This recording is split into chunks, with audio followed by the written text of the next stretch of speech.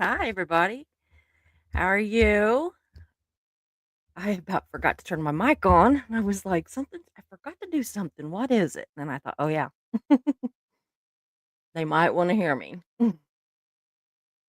So it's good to see you all. There's not a whole lot of you here, but that always seems to change. So I'm not too worried about it. Good to see the ones that are here. Joel McCoyne, Marilee, Nicole, Mischief. Yeah. So, goodness, it is good to see you guys again. I think everybody but maybe almost everybody was, was there for the little impromptu one that I did earlier. I did a little impromptu live sitting in my car waiting for Mark to get out of the eye doctor. So, hey, Hef, good to see you. Eileen, good to see you too. Y'all, I don't have my good glasses on today. So if you see me doing this where you gotta look up my nose, I cannot find I probably have 6 or 8 pair of, just those little cheapy, actually from Temu, so really cheapy readers, that you can buy, and I mean, I get 'em, um, $1, $2 a pair, seriously. So, anyway, got the hair in my mouth I can't quite find. Yeah, we had a quickie with Susie. It was like 40 something minutes, 47 minutes or something, I was surprised. But yeah, I was just flapping those jaws, right? But anyway, those of you that were there, I had told you that I was gonna talk him into taking me for some cheese enchiladas. Well, he ended up talking me into going for Chinese food instead, and since I like sushi pretty good, I was like, "Okay, I'll get some sushi because he doesn't usually ask for Chinese very often, so I try to, well, if he wants something, I try to go do it, but anyway, so we went there. Oh my god. Now the food was good, I mean, it was good, except y'all, I don't eat bananas ever, like, they make me throw up every time I eat a banana until today. I have thrown up. I did still gag, but I didn't throw up. I had never heard of putting banana and crab together in sushi. I had never heard of putting bananas in sushi, but there it was.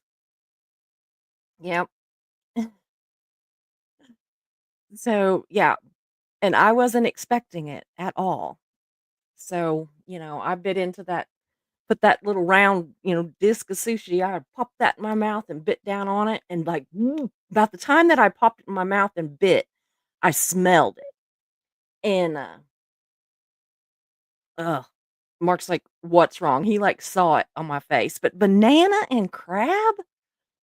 I don't know. It just no. Yeah, bananas and crab in sushi. I mean, it's cooked. Well, not the banana, but the crab, because they still don't want me to do raw. So I have to get, like, the stuff that's cooked, like, how to like, tempura, however you say it, shrimp or crab or, something like that, or just like, cream cheese with, um, avocado, easy, easy things. But yeah, yeah, it was a good way to run crab as far as I was concerned, Joel.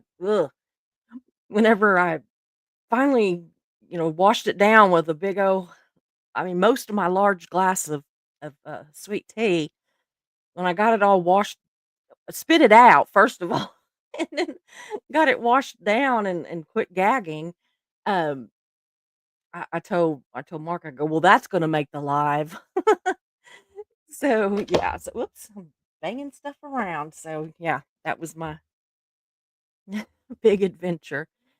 But then to add insult to injury, I've got a friend that owns a taco truck, like a food truck. And when we came back through town, she was set up in the parking lot at the grocery store that we had to stop at to buy milk and instant breakfast for me because whenever I can't eat other things, because I still have trouble sometimes eating things. And so anyway, I have instant breakfast. So we had to pull over there anyway, and there she was in her taco truck, but I had eaten banana crab sushi. It was gross. It was gross. It was ugh.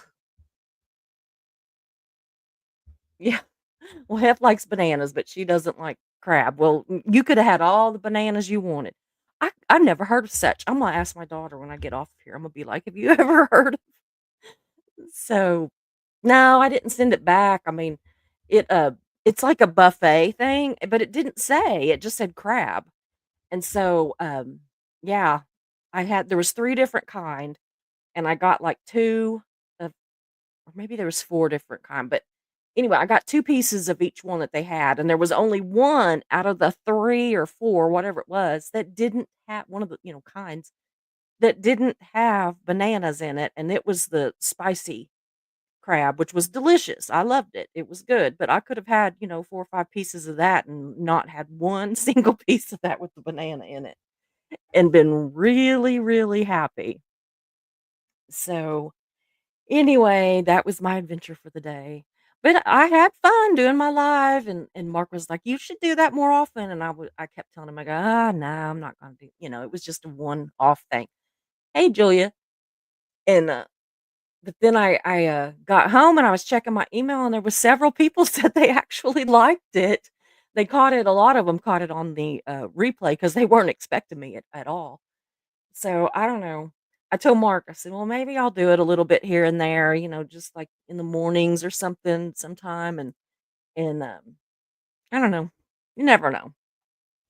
I don't have any plan. Let's just put it that way.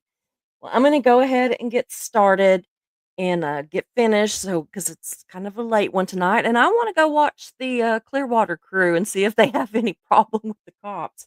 I know they were already there, and I think Dusty was supposed to be getting there earlier tonight. He was getting off work earlier, so I like to watch him and Cheryl. They're always so, so fun. Oh, Julia, thanks. Loved the live. It was just me being weird, wasn't it?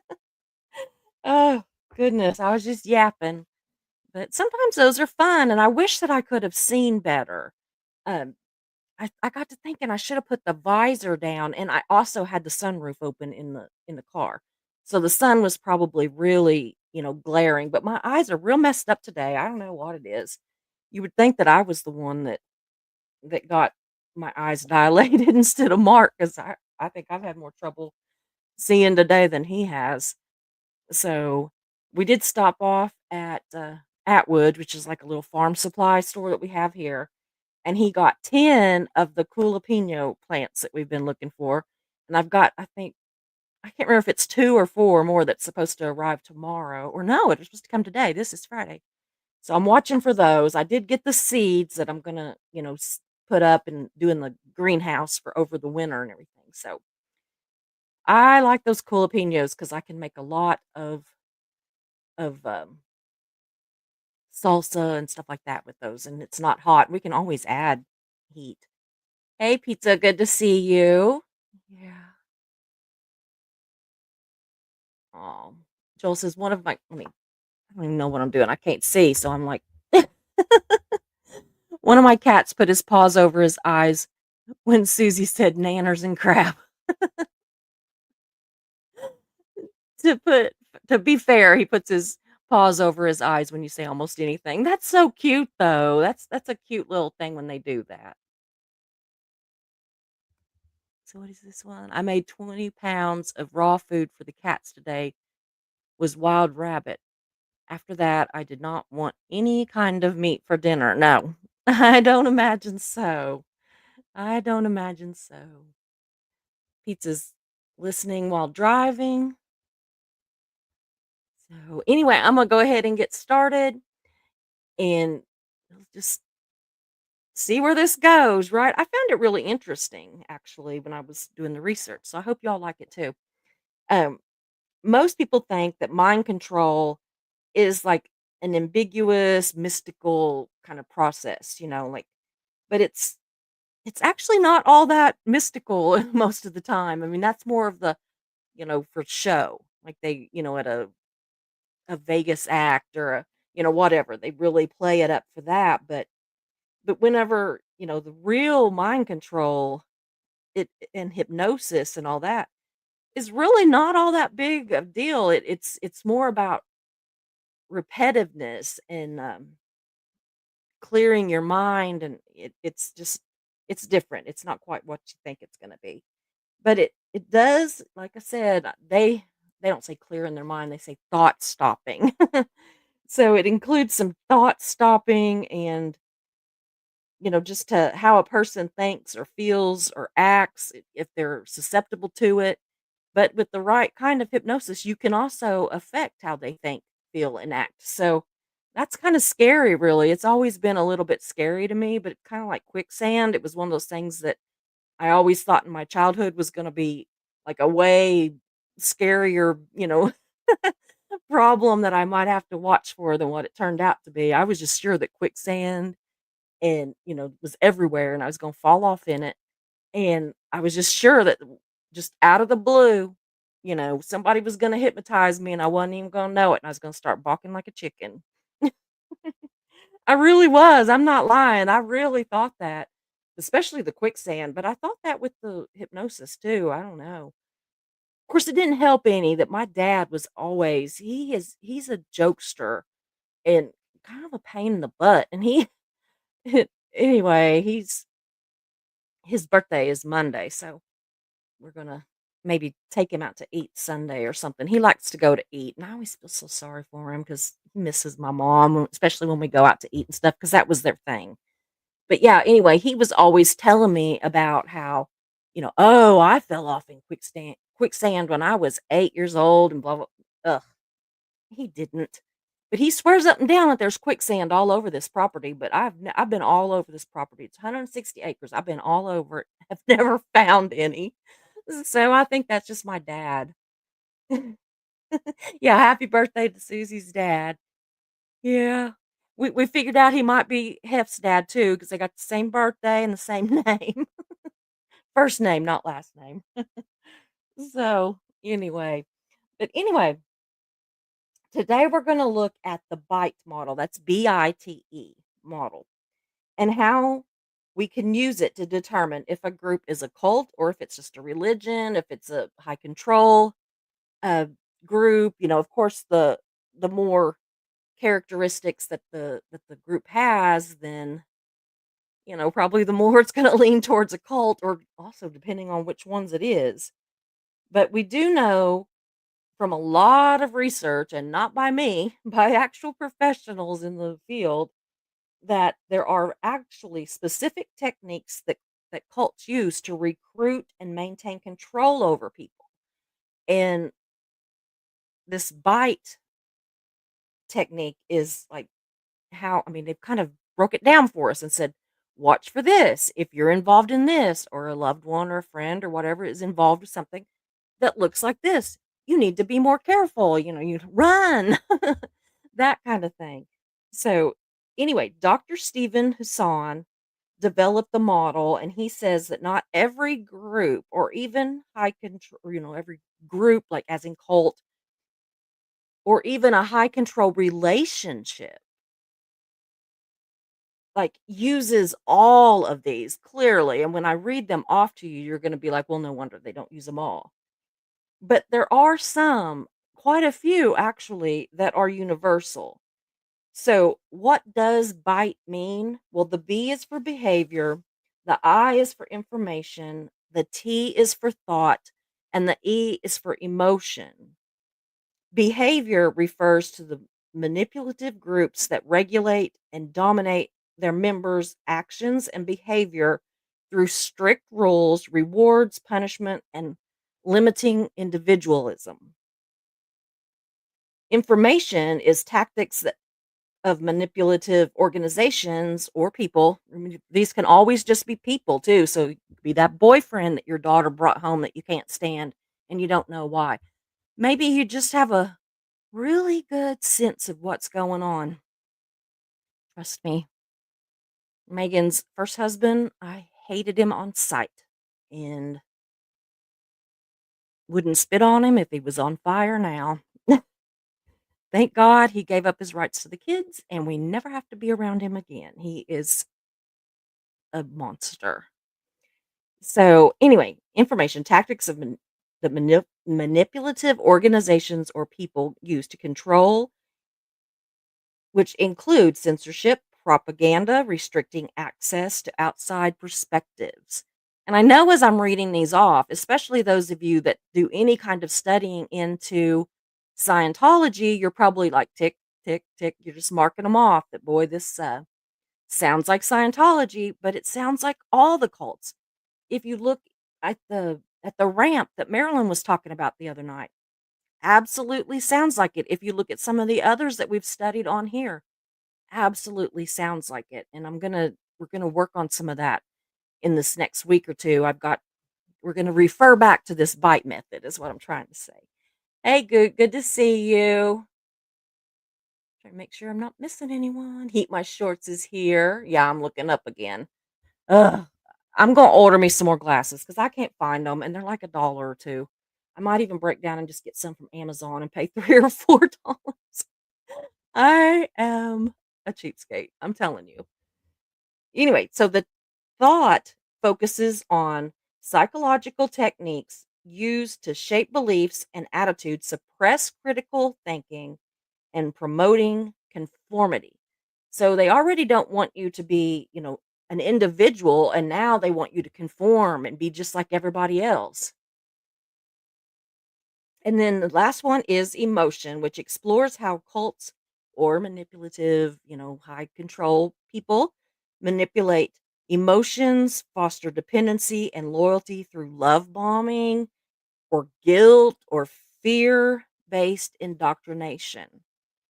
And, everybody says, I don't know how people get in a cult. Well, it's the same answer as how does somebody eat an elephant? One bite at a time. That's exactly how you don't jump, you're not over here sitting in the normal world and then boom, tomorrow you are full blown in a cult. No. They work the long con a lot. They are good at it and they work that long con a lot. And they might take months, they might take, might just be weeks depending on the person and how easily they're manipulated, then, it can take less time.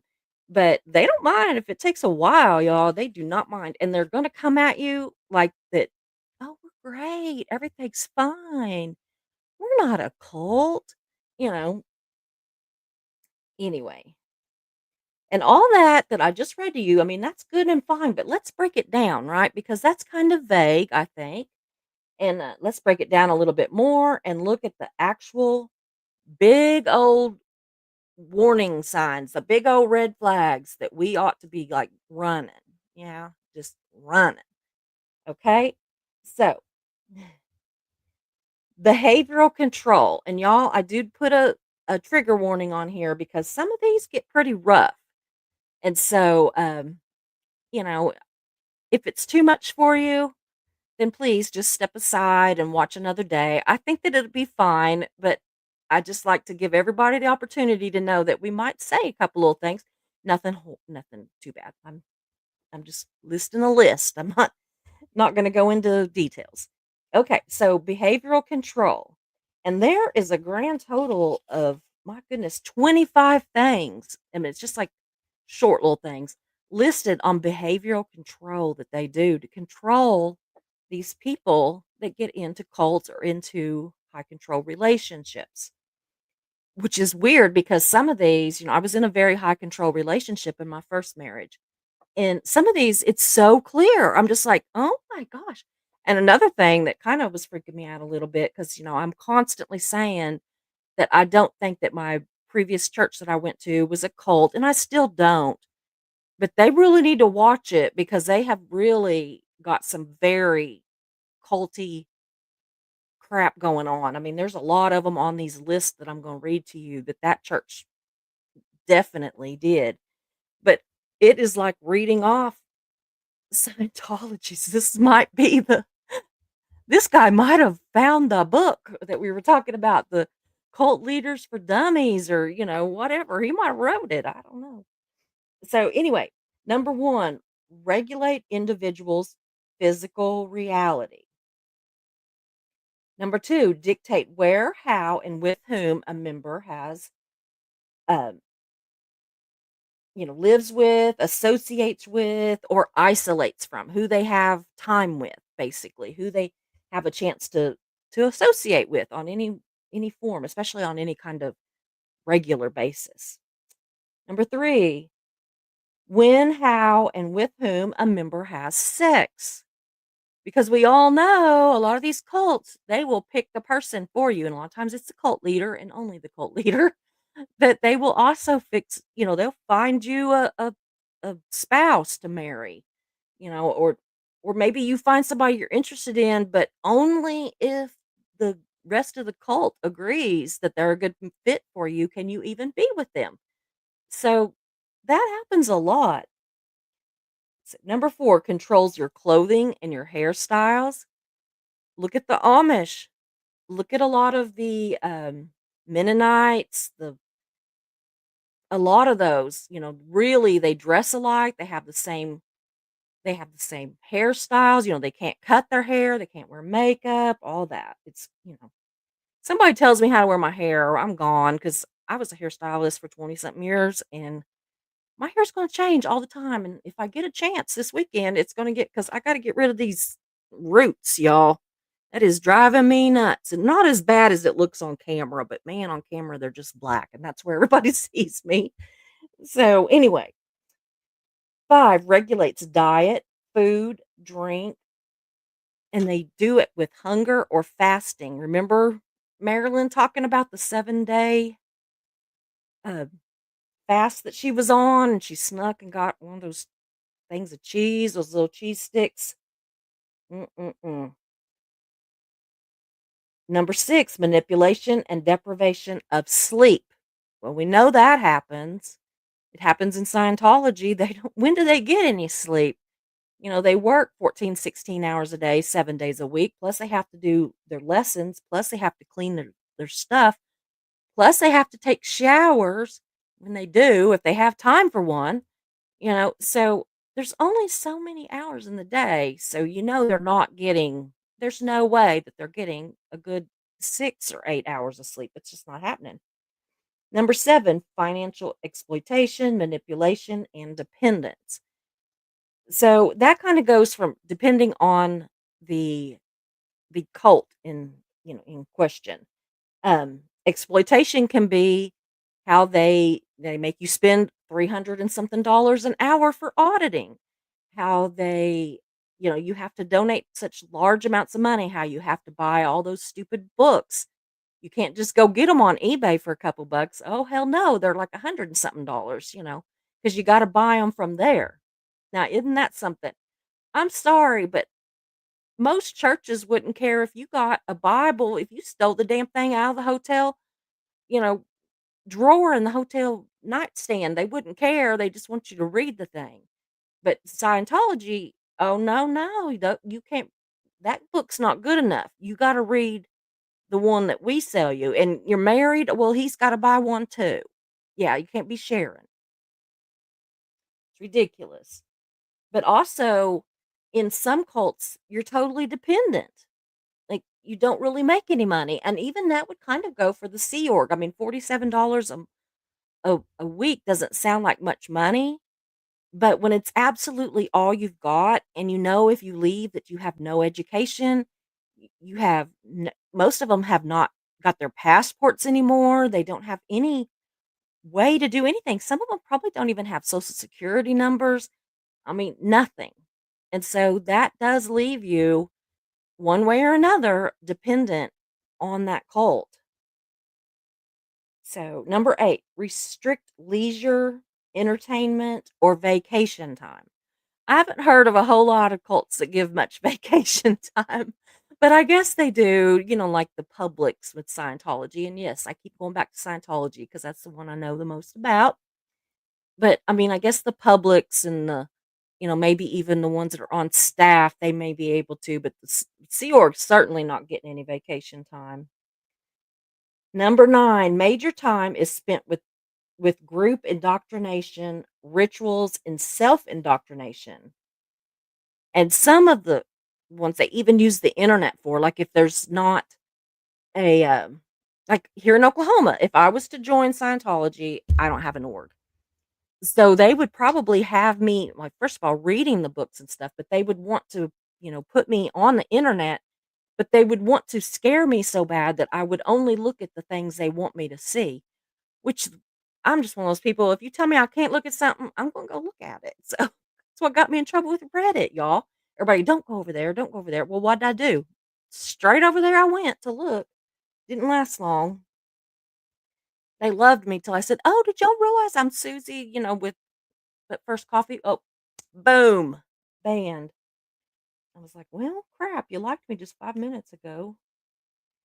Okay, number 10, permission required for all major decisions.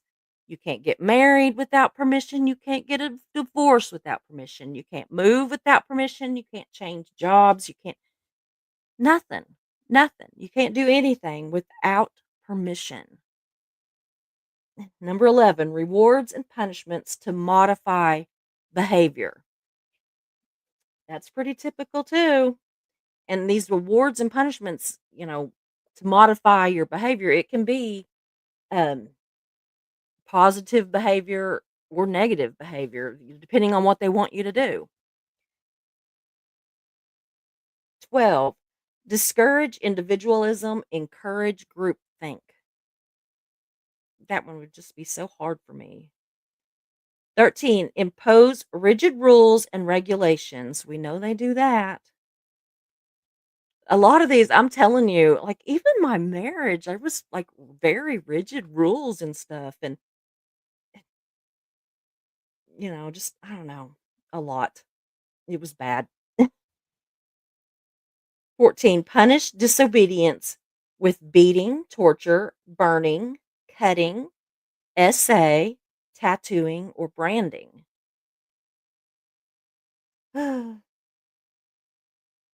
15, threaten harm to family or friends, like if you're gonna leave or you don't obey, you know. 16, force the individual to SA someone or to be SA'd. 17, encourage and engage in corporal punishment. 18, instill dependency and obedience. I'm not talking about some of these too much because those are the ones that are hitting a little too close to home and I don't want to cry. Number 19, kidnapping. Well, we all know that some of these Sea Org members have left, right? They have, I mean, that, that one lady, she got in the trunk of a car, right? And away she went. She got out of there. But what do? They chase you down. They find you. They know how to find you at the airport, in the bus station, your parents' house, or whatever. And if they have to, they will kidnap you and bring you right back, which is just crazy. Number 20 is beating. Number 21, torture. 22, SA. 23, separation from families. My nose is driving me nuts again. Ugh. 24, imprisonment. We know about that too. I mean, how many people have we heard of? Even Mike Rinder was imprisoned in Scientology, I mean, he was one of the top guys and yet it wasn't, you know. And number 25 is unaliving. And that one just kills me. Oh, no pun intended. That was actually seriously not intended. Um, just to think that these people join what they think of as a church, and some of them end up dying for it. Okay, information control. There's not as many of these.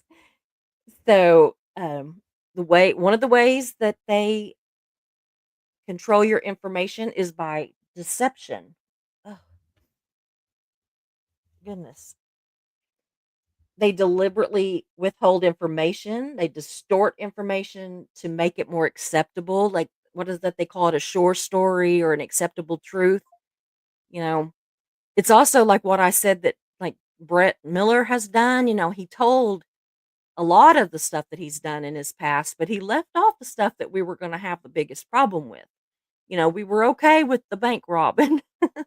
We were okay with him being, addicted to H. But we were not gonna be okay with child SA, and we were not okay with forcible child SA. So, and I mean, yeah, he wasn't very much older than this girl, but the whole forcible thing is what got me. So, oh, really, Nicole? I'll have to look at that. A cult that targets influencers. That'd be interesting because I know there's some influencers that are pretty culty, so it would be weird, right? To actually I'll have to look that up. I'll tell myself later.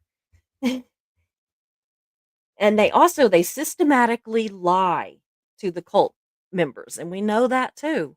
We absolutely know that they will lie. Number 2 is they minimalize or discourage access to non-cult sources of information, including the internet, TV, books, radio, articles in newspapers or magazines. They, uh they limit critical information about the cult.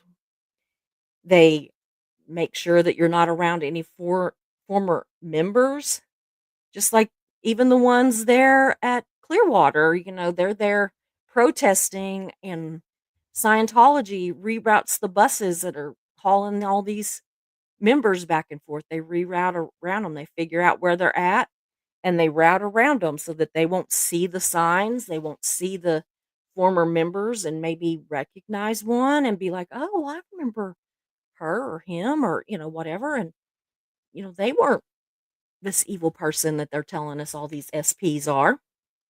So it's real. It's real, guys. They keep them busy so that they have no time to think or to, investigate themselves to find out what is the truth about the cult.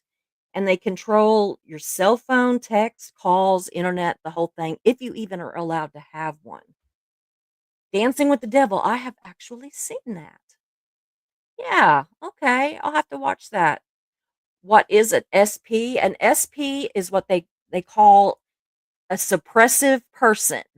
Basically, if Scientology thinks that you have said or done anything against Scientology, like I would be a suppressive person because I speak out every day, all day long. Trust me, I might be on YouTube an hour, but I am speaking out all day long about the cult, and so, yeah, I would be too, but especially if you are a member who leaves, and then you actually say something bad about the cult, then they call you an SP, which is a suppressive person. Which another funny thing about that was when I left my Baptist church, the my deacon, he told me, he said, "You're just so suppressive. You're just being very suppressive."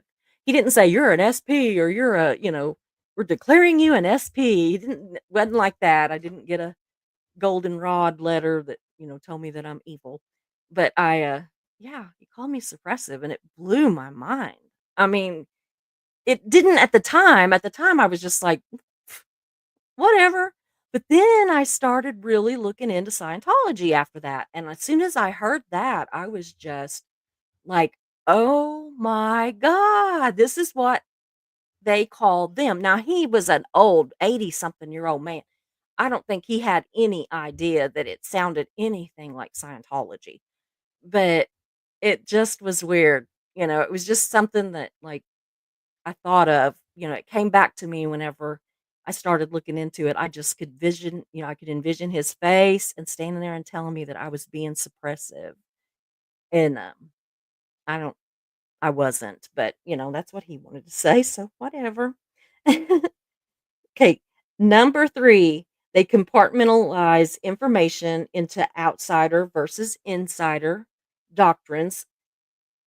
And a lot of that is because they don't let some of their members know stuff. Like the whole stuff, we laugh about Xenu, being a galactical overlord and blowing up all these beings and, we laugh about all this stuff. But do you know that you are thousands and thousands of dollars deep into Scientology before you know that? So, yeah, we can find it out. The outside world can find stuff out, but the ones in there, they don't know.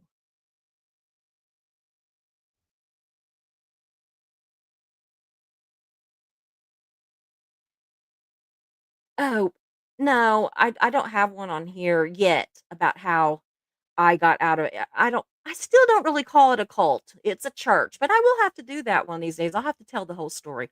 I told a little bit about it, but not a whole lot. But I will. I'll have to think about that and do it this week. That would be a good one to do. I did the one about my how it was owning a newspaper and getting shot at and all kinds of stuff, but I haven't done one yet about leaving the church. And I still consider myself a Christian, but I do not attend church. I can't. I still, read my Bible. I still believe in God, the whole bit. But I also completely understand people that don't because I see it. First of all, I see by studying cults how it can seem very culty and very outlandish. And I also see how a lot of, good Christians, you know, do the whole like quotes, air quotes, um, can chase away more people than they can bring in. And so I hope that myself being very just me and I screw up daily. I got a potty mouth, but I'm still a Christian. And so I hope that shows people that you don't have to be like what a lot of these people act like you got to be. And if I'm wrong, then I'm wrong and I'm sorry. But I don't think I am. Okay. They also when they're compartmentalizing the information, they do it to ensure that information is not freely available. They don't want all of us on the outside to be able to get it, but they can't control the outside. And so, the way that we have found out about it is by people that do leave and tell. So, anyway, they control information at different levels, missions, or in within a group. That's kinda like Scientology with the bridge to total freedom, which is actually a ladder made out of books, if you ask my opinion, because, you're climbing this ladder and you gotta buy all these books and do all this studying, and where does the ladder lead? Nowhere, because old L. Ron Hubbard said that there was all these other levels that he had yet to write, and the guy freaking croaked and never got them written, so, yeah. It it costs you a lot of money. The Bridge to Total Freedom is really expensive. I was so disappointed because, like, I really thought that I mean, I didn't think that there was, like, a bridge, but I thought, it says bridge. So I thought 1 or 2 things, okay? I thought there's either, like, you start over here and you go over all this stuff, and pretty soon you're over here, and, like, you go over a bridge and you get to the, promised land kinda thing. But that's not true. And then I thought, well, I used to watch like Star Trek and stuff, and they had the bridge, and then also on a boat they have a bridge, and so they have a boat and they think aliens exist, which I kind of do too. So don't shoot the messenger. I think that it's not impossible. Okay, so anyway, I really thought that it was gonna have something to do with that, but no, it's just some like bullshit. Something that Hubbard came up with that he thought sounded good, I guess. I don't he's oh my word. Anyway, they allow only leadership to decide who needs to know what and when. Well, we know that's true with Scientology too, and but that's what the whole deal is, like an OT1, which is operating Thetan 1. A Thetan is like your soul. So the operating Thetans are your upper levels of Scientology. And it's only until then that you get to start listening and learning about some of this stuff. And and like I said, it's OT3, which you are balls deep in before you get to find out about Xenu. So, I don't know, watch your deep end, tits deep if you're a girl, I guess. Shame on me. So, okay, they encourage spying on members. They encourage their members to spy on each other. Ding, ding, ding, right? Scientology has a snitch culture. Scientology, they write KRs, which are knowledge reports. You know something about your husband, your kid, your friend, your neighbor, your boss. It doesn't matter. If you know something about somebody, you're supposed to tattle on them. What? Okay, babe. And so you write up these things that they call KRs, which are knowledge reports. So anyway, so yeah, they definitely encourage spying. They impose a buddy system and monitor and control their members that way. I don't know so much if Scientology does that, but I know that you are within groups, like the Sea Org is a group. And so you're only around other Sea Org members, or if you're on the Commodore's messenger, you're only really around other Commodore messengers. And so it just, I guess they do. It's just not called like a buddy system because H had to make up weird words for everything. So you're supposed to report deviant thoughts, feelings, and actions to leadership. And that is either your thoughts and actions and feelings or somebody else's. If you feel it, or think it, whatever, you're supposed to tattle on yourself too. They would play hell get me to tattle on myself. Well, I don't know. I tell everything, so I guess I wouldn't. I take that back. Anyway, ensure individual behavior is monitored by the group. That's true. Okay, number 5 is extensive use of cult generated info and propaganda. Absolutely. Whether it be newspapers, magazines, journals, audio tapes, videotapes, YouTube, movies, or any kind of media, they really control what of any of those things that you can get in contact with. It is amazing to me that so many Scientologists, they even if they can get on the internet, they won't dare. They wouldn't dare look at any kind of anti-Scientology content. They wouldn't dare. They wouldn't dare watch like Leah Remini's show that she did about, Scientology. They All they do is watch like the Scientology channel.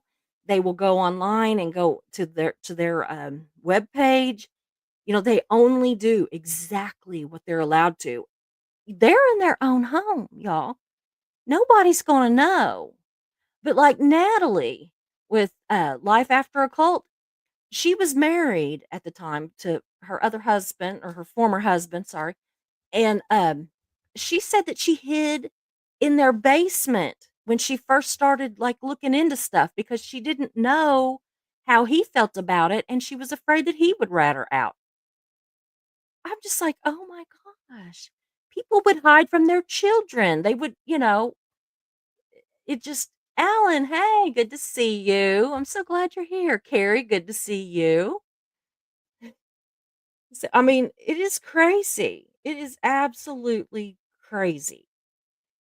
They will also misquote statements that are made by anybody, like me or something. They'll misquote us. To make it worse, to make us look crazy, to make us look like liars. You know, they'll even say that we're lying about the whole Xenu thing and all these other things. I just use Xenu because it's something a lot of people have heard of. But they will swear and be damned that we are lying about that. And like, so then the Scientologists are all like, those crazy ass people out there thinking that we believe this wackadoodle story about Xenu, right? They won't say the word Xenu. They won't say his name. And so, it's absolutely crazy, because then what happens when you get to OT3 and you're sitting there all alone in a room and you're reading all that information, because they make you do it by yourself. for that level because they don't want anybody else's opinions or anything influencing you. So you're in there reading. You have been calling all these people wackadoodles for believing that they believe in aliens, and all of a sudden you're like, "Shit, we believe in aliens." And so that's like the big time that a lot of people leave. A lot of people do leave then. They leave later on when they find out that they really didn't get the superpowers. They're not like they can't move objects with their mind. They can't fly. They can't, any of that kind of stuff. And so a lot of people leave then, but a lot of people actually, by that point, when they leave, they will unalive themselves because they have spent hundreds of thousands of dollars or more and been at it for 20, 30, 40 years, 50 years. And they come up on this and they're finally like, it's all a lie. All of it is a lie. So, yeah. So let's see here. They use unethical use of confessions. Yeah. All that auditing that Scientologists do, which is just sitting there holding those cans and talking to another person, and they're asking you all these questions, and if you don't answer it the way to answer it, they ask you again, and it's bullshit. Every ex Scientologist that I have ever spoke to, and that's a lot, have said that they would make up lies just to get out of there. Like they would confess to shit that they never did. They would confess to memories of past lives that they never had, just to make it end, because it could last for hours and hours and hours, and you're spending, like, at least $350 an hour. It is absolutely crazy. But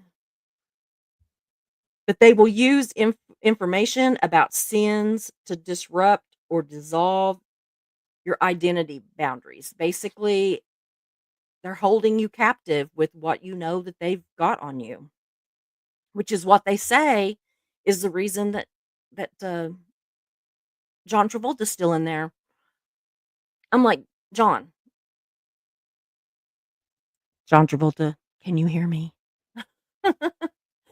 I need to go to Clearwater and yell when he drives by at night because he's probably already done it at least once. He usually drives by like 3 times a night when they're there. But anyway, everybody swears up and down that he is so scared that Scientology is gonna put it out there that he is bisexual. But everybody talks about the fact that he's bisexual. We've seen pictures of him kissing dudes. I mean, it's not a secret, John. Leave. Pack your family and run. What else could they possibly have on you that would I mean, I don't imagine that John Travolta has like unalived somebody. I don't think he has. But I don't get it. I mean, good lord. Tom Cruise is a lost cause. I mean, I think the man gets off on all of it. He just is a power hungry little weasel, just like his best friend, Miscavige. They will withhold forgiveness or absolution, depending on what it is. There is manipulation of memory and even creating false memories. That's a lot of Scientology right there. Okay, we are up to thought. So we are getting close to done, y'all. My nose is itching. I've got to clean these carpets in here because I think that it's cat hair. I mean, I vacuum all the time, but you know, it floats around because this is where she likes to hang out. She hangs out under my desk. So anyway, number one is require members to internalize the group's doctrine as truth. So, a lot of how they do that is they are just repetitive as hell with it. They over and over and over until, you can't help but think it's the truth. It's so into your brain that you wouldn't begin to think. Yes, Susie loves Tom Cruise. No. Mm-mm. No. Susie loves cheese enchiladas, but Tom Cruise is banana and crab sushi. Yeah. So, if any of you are coming in late and don't know about that, you'll have to listen to the first part of it because let me tell you, banana crab sushi is not a good thing, and neither is Tom Cruise.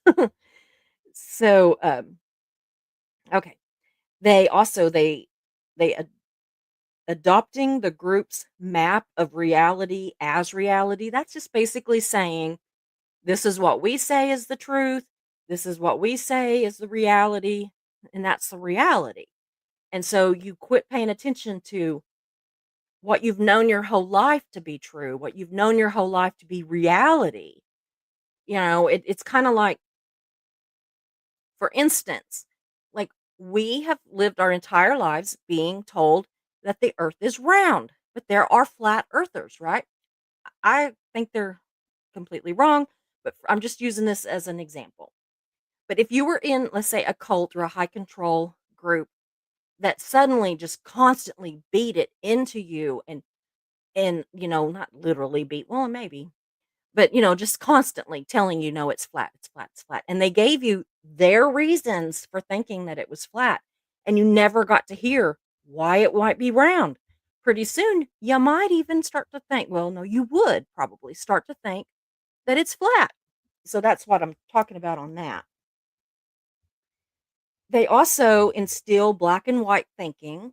We see that a lot with even our former, hey, buckled up, Buttercup. Good to see you.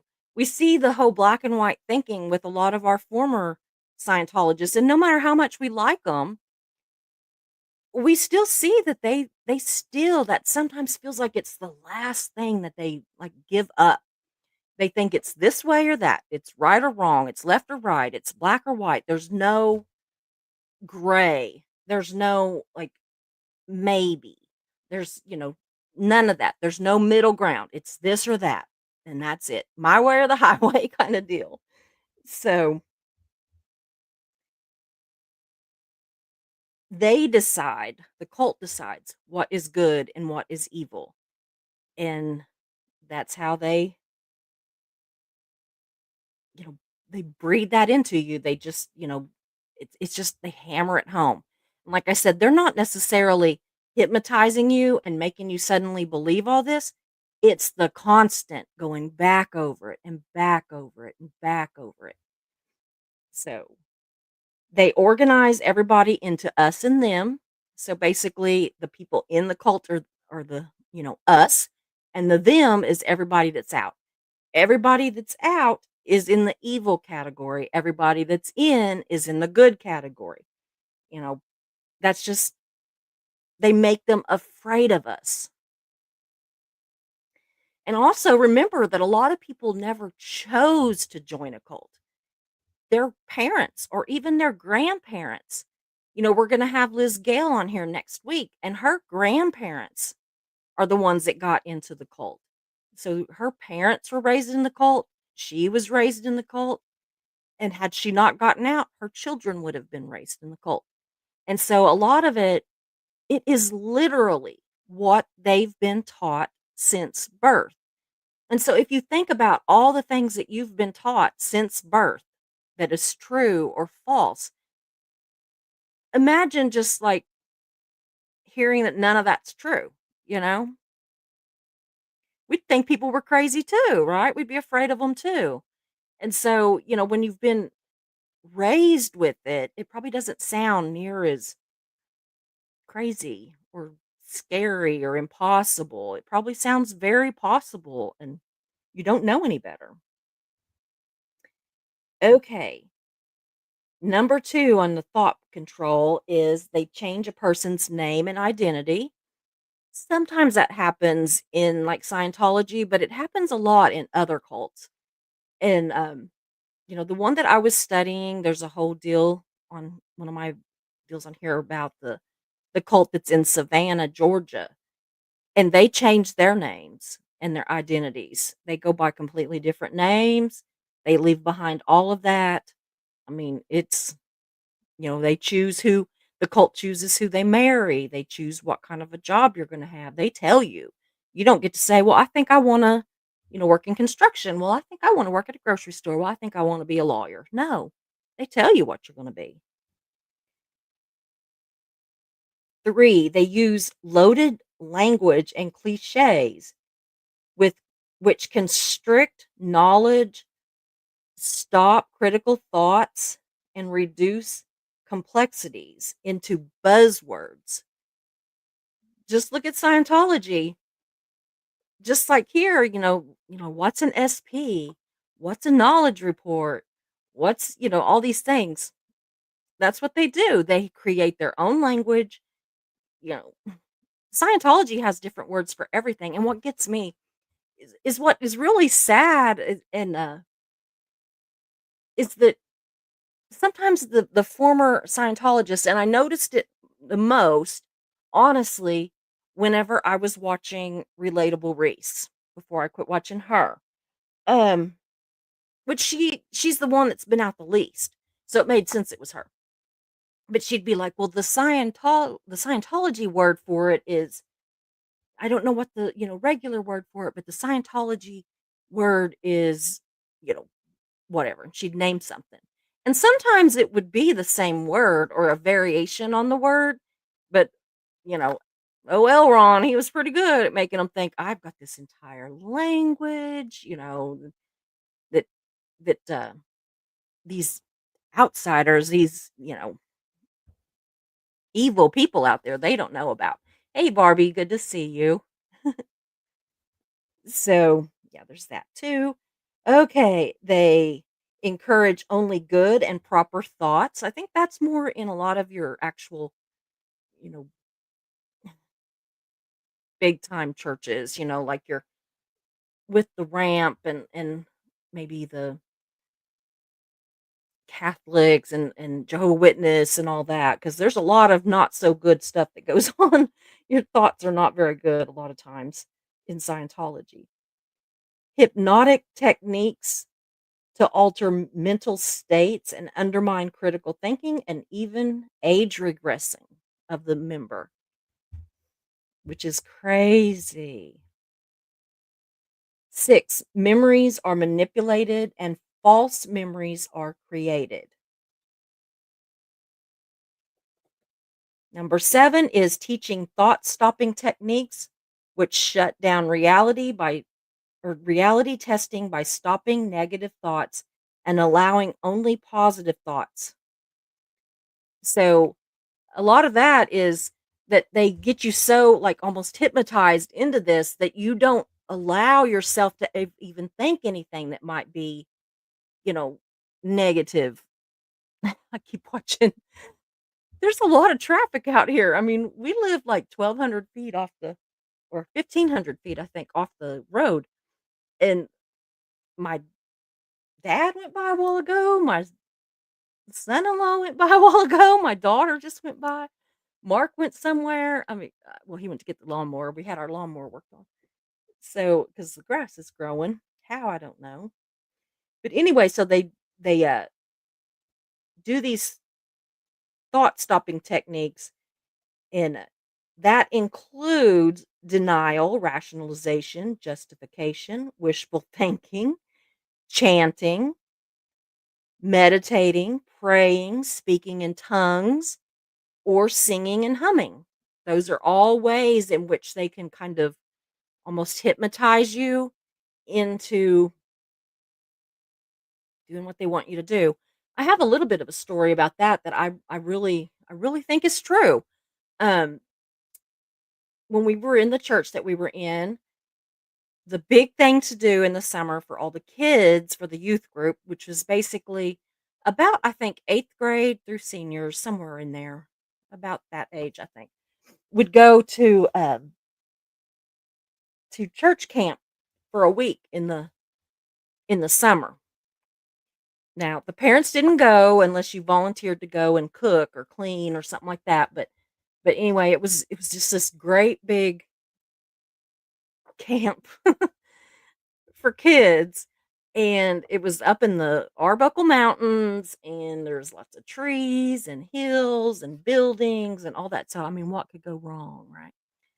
Lots of little nooks and crannies that kids could hide in. And yeah, a lot of kids, I mean, over the years, there's been a lot that's got pregnant and, some of them have been assaulted. I mean, I was completely against my kids going, but our pastor and our youth minister convinced me that it was a good idea and everything was fine. It was fine. So, you know, I'm not like going to tell some horrible story. First of all, that would be their story if it was to have happened, but nothing happened. So, but anyway, so what got me was that they would go to these oh, I can't remember what they called them. Anyway, these services, like they would have services like 3, 4 times a day. And the majority of it was singing. Okay. And they would all be singing and singing and singing and singing and singing all these, praise and worship songs. And um hundreds, hundreds of kids would get quote unquote saved every week. And I always wondered, what the hell are they singing about? Because the songs that I know, I mean, that was what they were doing when they would get saved. None of them had like, it didn't seem like they would be like in the cabin at night and go speak to the pastor and say, I really am convicted with this or whatever, or, in the middle of an art class or while they're swimming or whatever. It was always during this praise and worship time. Always. And so another funny thing was my oldest daughter, one time, she went to a lock-in, which is another thing that I'm just like, "What in the world?" But I know y'all are probably thinking she just thinks her daughters are precious and innocent, but my daughters tell me everything. We've always had that kind of a relationship. But anyway, so Megan went off to a church that we didn't attend with a friend to go to this lock-in. So she was at this lock-in. She came back the next morning and again, a big deal on a lot of singing and, this kind of deal. She comes in, I kid you not, in she comes. She's tired, she hasn't been to sleep, okay? So she's just like, "Ugh," and she's going off to bed. She's walking down the hall towards her bedroom, and she turns around, she goes, "Oh," she goes, "I got saved or something. I got saved or something." Now, after that, they were driving me nuts, wanting her to get baptized, wanting this, wanting that, wanting this, wanting that, wanting her to go to church there all the time, wanting her all this stuff. And I'm like, hell no, no. Now, she did end up, she went to the church out here, she was in the youth group here and everything. And it was a whole lot of a different situation. But when you have a child that goes to a church one time to lock in, does a bunch of singing and everything, and comes back and says, oh, I got saved or something. How real is that? I just it's manipulation. Same thing with the camp. I think it's manipulation. Okay, sorry. I'm going off on a tangent, wasn't I? Number 8, rejection of rational analysis, critical thinking, and constructive criticism. Yeah, in a cult, there's no constructive criticism. You can't analyze anything. You can't think about it in a, critical manner, like, just sit there and think, does this make sense? Does this seem like it's even possible that this is true? You can't do that in a cult.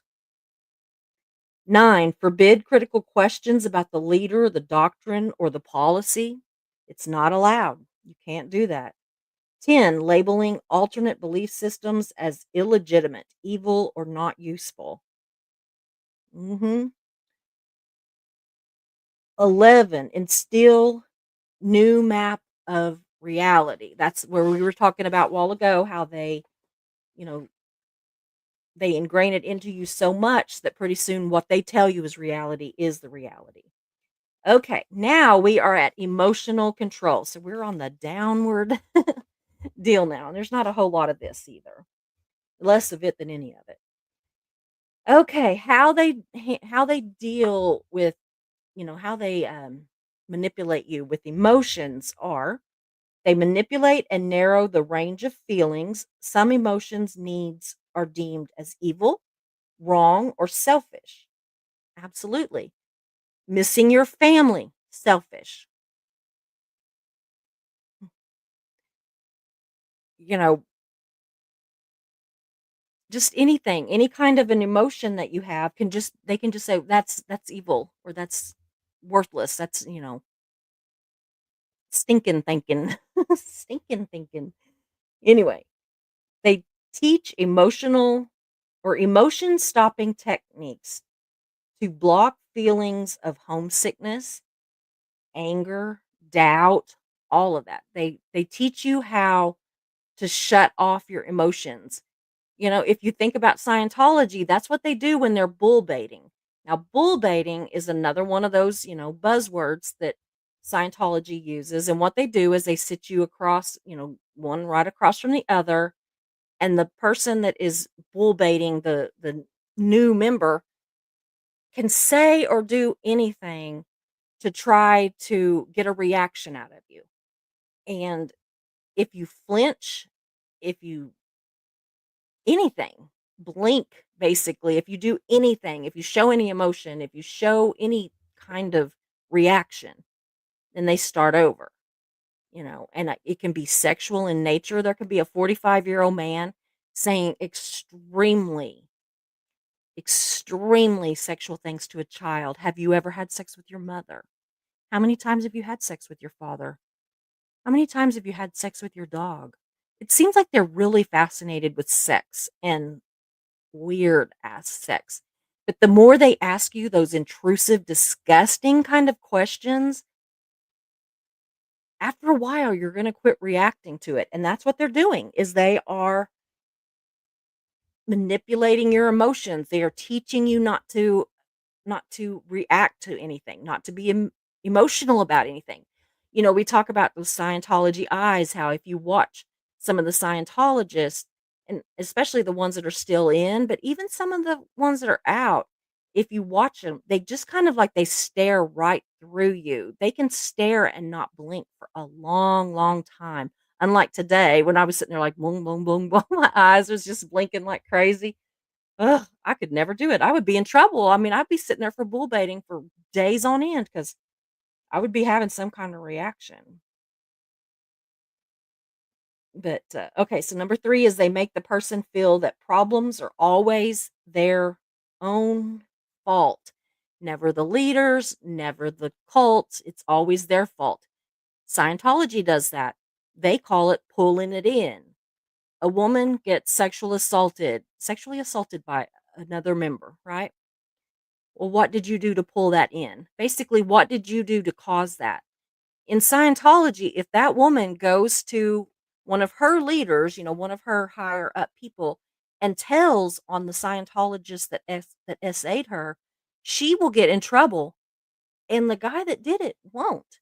Or she'll get in more trouble than he did. And Lord have mercy, if she goes to the police, she's in way more trouble because it is a rule that you do not sue another church member, you do not bring criminal charges against another church member, you do not report another church member to the police. You let Scientology handle everything. But they don't. They hide everything. You can go to them with absolute proof of a child being SA'd and they will cover it up. They will cover it up. There's cases where they have actually moved the child and the parent that SA'd the child away from the parent that didn't SA the child to an entirely different country so that nobody knows it happened. But do you think it's not gonna happen again when you put them? I mean, at least get them away from the parent that was doing it, but they don't. And that's why we say that they are a child essaying cult. Because not only is it just some complete pervert asshole, because that can happen anywhere, right? You can have a perverted just monster in any church, any job, anything. But the fact that Scientology covers it up and ignores it and allows it to continue, that's why we hate them so bad. Of all the things they do, that is the thing that we hate the most. Okay. Number 4 is they promote feelings of guilt and unworthiness, such as identity guilt. You're not living up to your potential. Your family is deficient. Your past is suspect. Your affiliations are unwise. Your thoughts, feelings, actions are irrelevant or selfish. They can make you have social guilt. They can have you historical guilt, things you did in the past. And in Scientology, you might have lived 1,000 lives, according to them. Imagine, I've got enough things in my past at 58, almost 59 years old. I have enough things in my past that I feel guilty about. I don't need another 1,000 lives to be guilty about. It's awful. Number 5, they instill fear, such as the fear of thinking independently. They're afraid of it. Fear of the outside world, fear of enemies. And Scientology, if you're not for them, you're against them. So you're an enemy. Everybody's an enemy. If you watch some of these things where they're protesting outside of Scientology buildings and stuff, and you notice that, um, well, like yesterday, Aaron went and he was pissed because, Erica got arrested and blah, blah, blah. So he goes, let's watch. He goes, like, watch this, guys. So he walks over to one of the Scientology buildings. They were watching his live because they knew he was coming. He was around the corner and everything, but they couldn't see him. So they were watching his live. So they knew he was coming and they met him at the door and closed the door. They will close the blinds. They will rush people inside to get them away from people. It doesn't have to be ex members. It can be anybody. It could be me. It could be me out there. And they would rush people past me to keep them from hearing or seeing anything. I mean, it's crazy. Another thing is they instill a fear of losing your salvation. That happens a lot in churches. It happened with me all the time. I was constantly afraid of losing my salvation, which was weird because the Baptist church I went to was one of them that believes in once saved, always saved. And I think that I was always more of a, I don't think that you can get saved, genuinely saved today and go out next week and unalive somebody and you're still going to go to heaven. So I just don't believe in that. But then that was always held over my head. They're like, well, if you don't believe in it, then you're believing that, you know, God wouldn't forgive you for this or that. And what if you did something and before you could ask for forgiveness, you died? And so then are you not saved anymore? And so I was constantly living in fear of losing my salvation. They make you fear leaving or being shunned by the group. That happened to me. Whenever I left the church, I was told by the deacon that called me suppressive that I needed to sneak in the back door and sit on the back pew, come in after the church after it started, leave before it was over, and not talk to anybody. When I didn't say "f you," but it was pretty damn close to that. He got he got the point. So, I just quit going. I just said, "Here's my resignation from the church, my job, my Sunday school class, whatever." So I left. Well, then and even now, we're talking 20 years later. This has been like 20 years ago, 19, 20 years ago. Even now, I guarantee you 9 out of 10 members of that church will not speak to me. And the ones that do, barely do. Barely. Like, probably not so much now. I mean, like, they kind of will, but it's like if I'm with my dad and they don't wanna show my dad that they're acting like a dick, then they'll speak to me or, it's mainly if I'm with my dad because I just wanna say, "Oh, you know me now. You didn't know me whenever I saw you down at the Happy Corner or the little convenience store last week, and you didn't know me, when you saw me over here eating some cheese enchiladas, and you didn't know me when I was out walking and you passed me on the road and, gave it the gas like I was gonna run and chase you down or something. But I'm with my daddy, so now you know me." So, yeah. Anyway, they also make you fear disapproval. A lot of people make you these groups or individuals make you feel disapproval. So 6 is extremes of emotional highs and lows, love bombing, praise 1 minute, and the next you are dirt.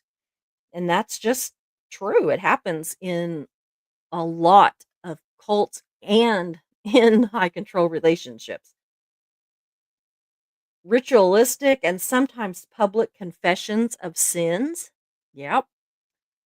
Number 8, phobia indoctrination, irrational fears of leaving the group or questioning the leader's authorities. Yeah, Scientology makes you terrified to leave because they tell you what gets me, and it's going to be covered a little bit here in just a minute, but they tell them that if they leave that they're going to get pneumonia and die. How random is that? Mm. They tell them there's no happiness or fulfillment outside of the cult or the group or the marriage.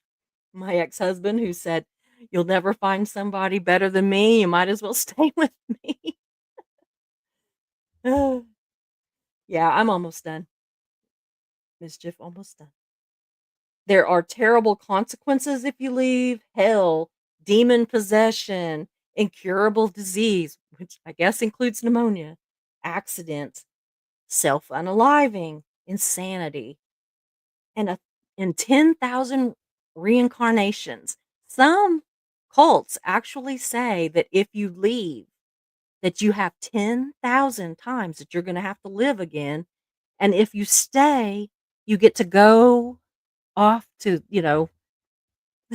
wherever. They don't necessarily call it heaven because 'cause I'm talking about some, different kinds of cults, but anyway.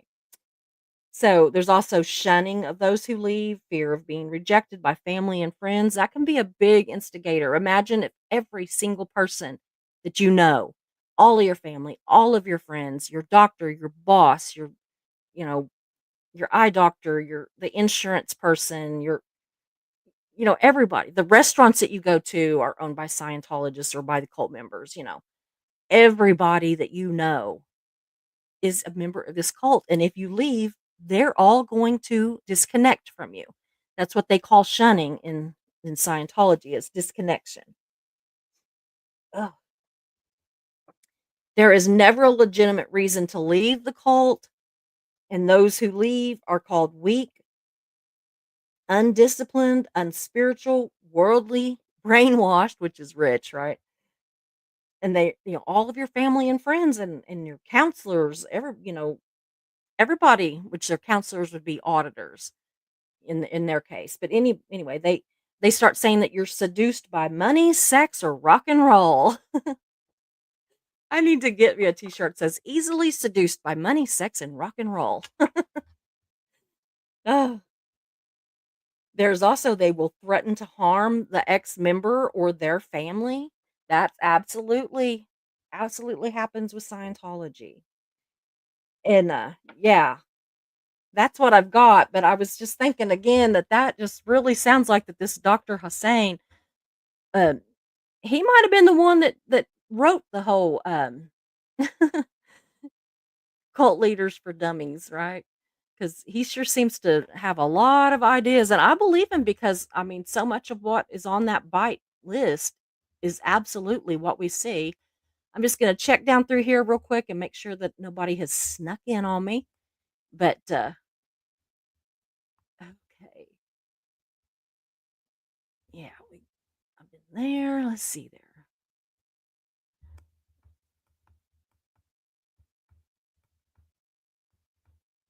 Y'all, if you haven't already, one of my mods is, Nicole Luongo, I can't even talk today, and we just had a really nice, I think, interview with her just a couple of days ago. If you haven't seen that video, go back and do it, and while you're at it, go ahead and hit that like and subscribe.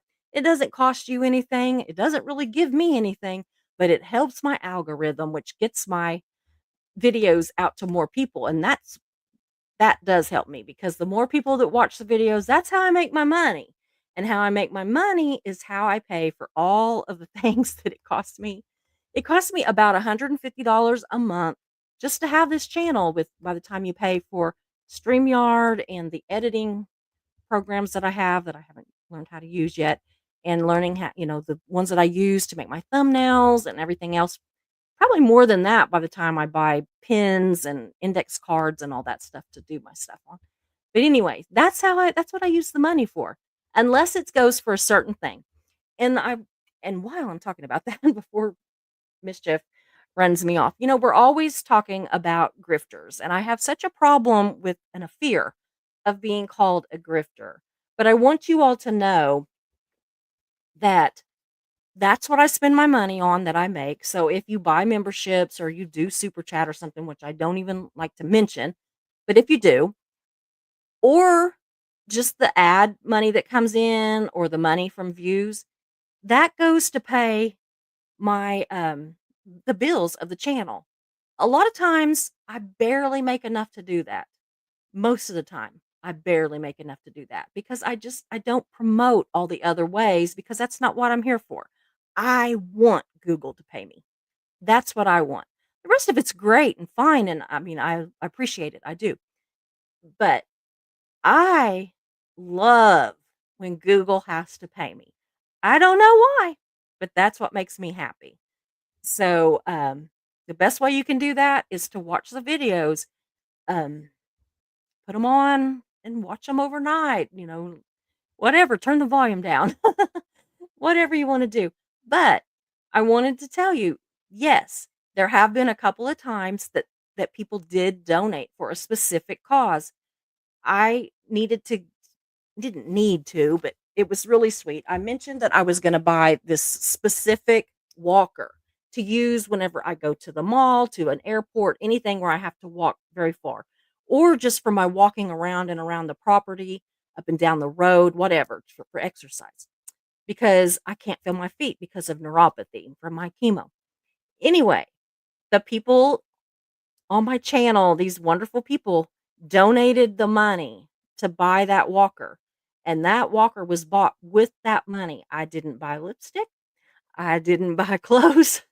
I didn't buy cheese enchiladas. I didn't buy anything but that walker with that money. So I want y'all to know that if I tell you that I am saving the money that you all, provide to me, buy your views, that's what I'm doing with it. So I'm telling you right now, every dime I make on here for views or for ads, that kind of thing, or anything, but that's what I mostly make. That goes to pay my bills. Now, before it was going to pay I was trying really hard for a few months there to make between this and anything else that I could do, selling some paintings, whatever. Um, I was trying to make at least $1,100, $1,200, right at $1,200 a month because that's what I was having to pay for my chemo. And I did. Y'all really, pulled it together, got me the views and everything, and then some of my customers that I sell paintings to really stepped up and bought a bunch of paintings, and I paid for my part of my chemo with that. So I just wanted you all to know that that's what that goes for. I am never gonna ask for a super chat. I am never gonna ask for you to, join a membership. I'm never gonna ask for that stuff. I will ask all day long for you to watch. And that don't cost you anything. Just watching doesn't cost you anything. So thank you very much for that. And I just wanted to I just wanted to put that out there. So cuz I know that there's just been a lot of talk about, grifting and stuff. We've got, DOA, we've got some others that have gotten really a bad reputation for grifting. And I just wanted, I really just wanted to let you know what I do with the money. Oh, how sweet. Pitching in for whatever you want. Thank you, Anna. Thank you so much for the super chat. But you didn't have to do that. I really was not hinting. I swear to God. I'm not good at hinting. If I was hinting, I would probably just say, "Hey, can you do this?" Davy, gosh, now it's like creating a landslide. But thank you. But that will add to my money that I get this month it'll be April the 20th is when we get paid again. We get paid the 20th of every month. And I'm gonna pay for what it costs, which is funny because I actually have to pay for everything and then I get paid, but that's okay. But anyway, I just wanted you to know because I know there's just a lot of talk out there, and we get a bad name if we're monetized. And I just wanted you to know that that's what I do. Okay, if I can make about $150 a month, I'm happy. And I do. I can pretty much make that every month. Some months I make more. My first month that I got monetized, I made $800. About crapped my pants. But I didn't realize that the first time that you get monetized, they pay you for everything, all of your views and everything for everything you've done so far. So that first check was like, I mean, it came in and I was like, "Oh my god, I can do this all the time." You know. So that was my biggest check, just if anybody's wondering. They're usually around 150, $200. So, anyway, but thank you, both of you ladies, for the super chats. Again, I'm never gonna ask for them. 'em, I'm never gonna hint for them. That's not what I was doing, I promise, but I will hint and ask for you to watch. So and to like and subscribe because that gets my algorithm out there and gets me more views. So, anyway, I'm gonna go before Mischief has a fit. I've went over my time, but anyway, it was fun. I'm not sure if I'm gonna be here tomorrow. I plan to be, but I am having a COVID, flu, um, pneumonia, and shingles shots, 4 shots tomorrow morning at 10 o'clock. So I might end up sick. The last time every time I've gotten the COVID shot, I've gotten sick for a few hours, nothing bad. But, I just never feel good after. So if I don't feel like it, then I'm not going to be here tomorrow. But I might feel fine tomorrow and not feel like it the next day. So we'll just see. But anyway, that's what I'm going to do. And I will talk to you guys later. I will be in somebody's chat later on. If somebody goes live, I'll see y'all there. Aw, thank you, Julia. That's so sweet. Thank you for the super sticker. You guys, that is precious. But honestly, so, but I appreciate it. My goodness, that's a good little chunk right there. Thank you. But I'm gonna go and I will talk to you later. Love you. Bye.